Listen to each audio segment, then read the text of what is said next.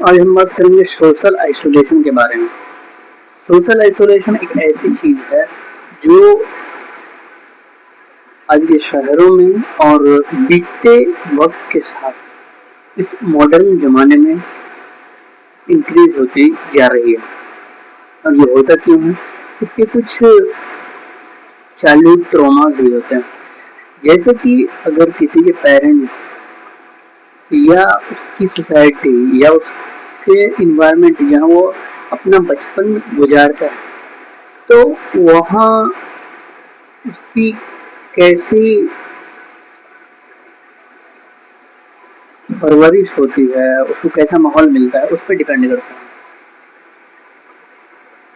बात यह है कि अगर किसी पर्सन के लिए बाहर के लोग सपोर्टिव नहीं है, के सोसाइटी, उसके रिलेशन के लोग और उसके फैमिली मेंबर सपोर्टिव, उसके पेरेंट्स सपोर्टिव है, तो उसके अंदर एक कॉन्फिडेंस बिल्डअप होता है, उसके अंदर एक सेल्फ बिलीफ स्ट्रांग होती है। पर क्या हुआ कि कुछ लोगों के साथ ऐसा भी होता है कि बाहर के लोग तो सपोर्टिव होते नहीं, पर साथ ही साथ उसके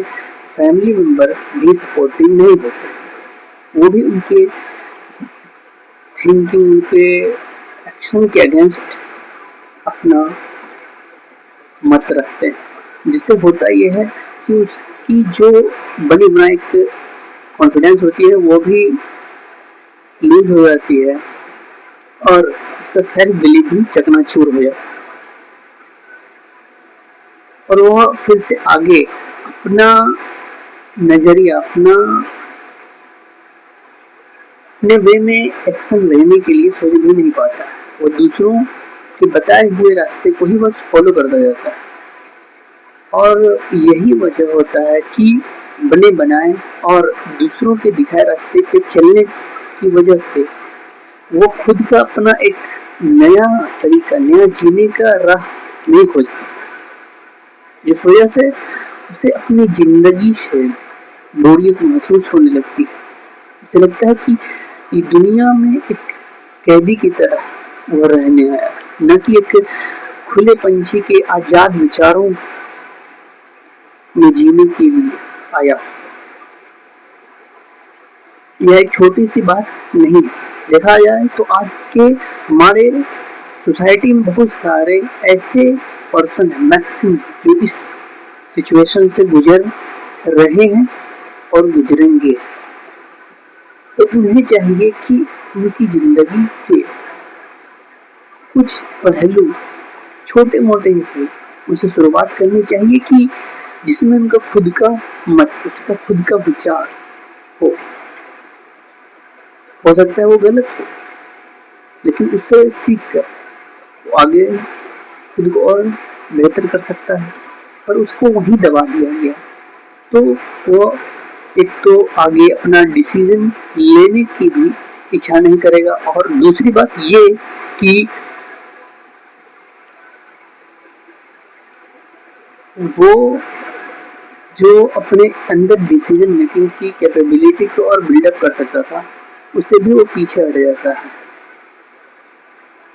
और इससे समाज में एक पहले से चली आई हुई विचारधारा को तोड़कर एक नई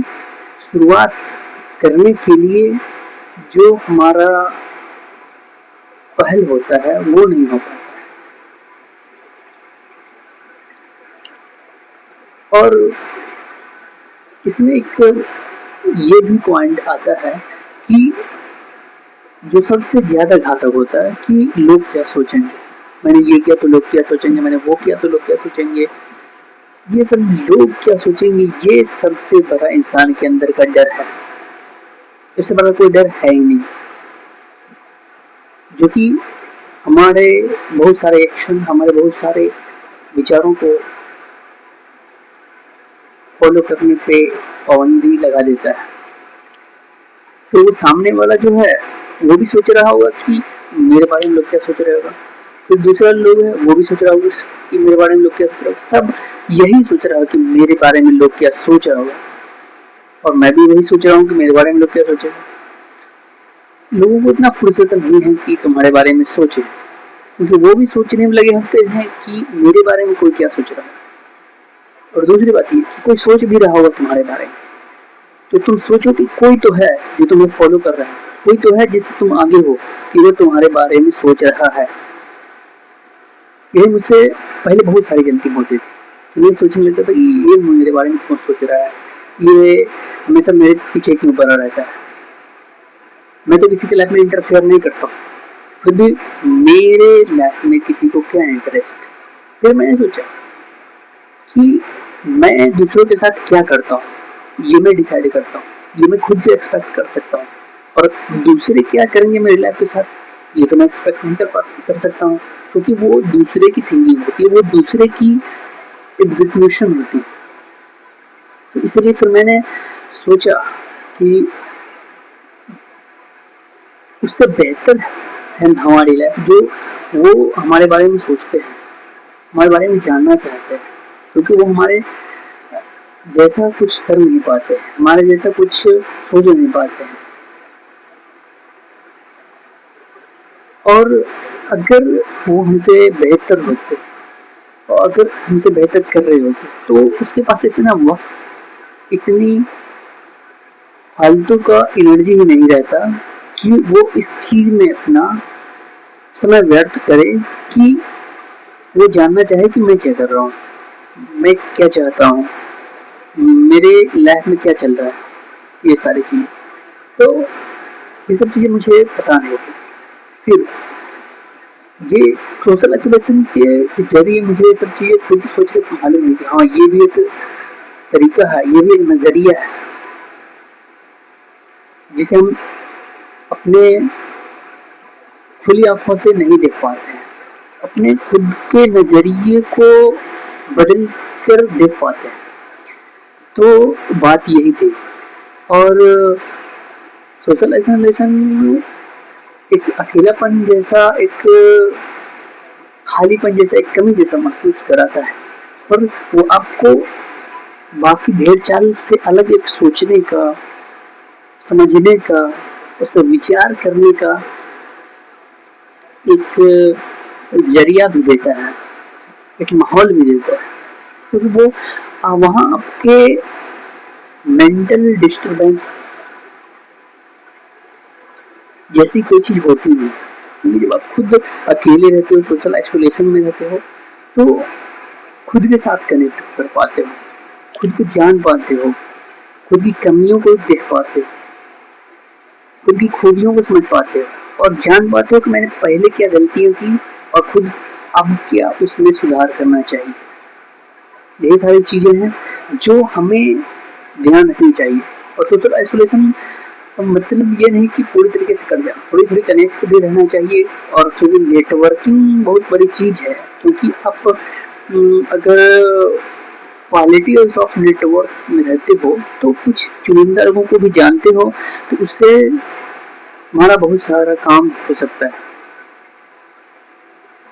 तुम्हारी अच्छी पहुंच होगी तो तुम्हारा उससे रिलेटेड काम के मुकाबले ज्यादा जल्दी से हो पाएगा जिसकी नेटवर्किंग तुम्हारे से कम है। तो सोशल आइसोलेशन कुछ बेनिफिट्स भी हैं और कुछ नुकसान भी है, तो हमें दोनों पर फोकस करना चाहिए। सोशल आइसोलेशन पे भी, क्योंकि वो तुम्हें रियलिटी से अवगत कराता है, और नेटवर्किंग जो तुम्हारी जीवन शैली को आसान बनाने में हेल्प करती है। तो यही हमारे आज का वीडियो का मुद्दा था, और इस पे आपकी क्या राय है कमेंट में जरूर बताइए। Thank you.